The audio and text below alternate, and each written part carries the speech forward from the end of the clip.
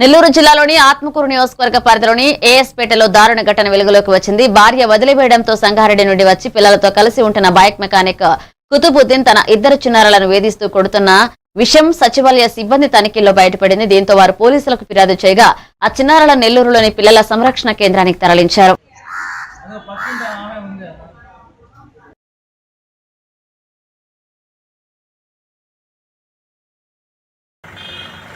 Okay sir, చాలు sir.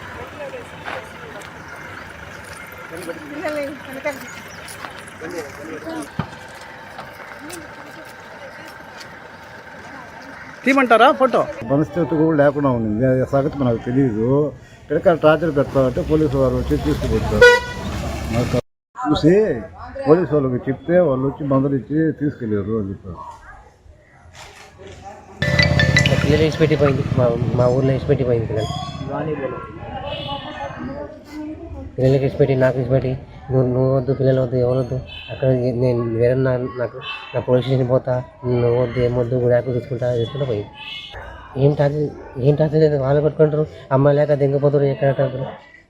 అమ్మ లేక చేస్తుంది, అమ్మ వీడియో ఉన్నది కొట్టడానికి వస్తుంది మీది మీద, పిల్లలు కూడా అమ్మని నిలుస్తుంది, అమ్మ ఎట్లా అట్లా నిలుస్తుందని చెప్తున్నారు. నువ్వు కొట్టలేదా పిల్లల్ని? పిల్లలు కొట్టలేదు, అది పడుతుంది. ఎక్కడ దూరం ఎక్కడ దరగాల పడ్డారు, మొన్న ఇద్దరు పోయింది, దరగాల పడ్డారు వాళ్ళు. కర్నూలు జిల్లాలోని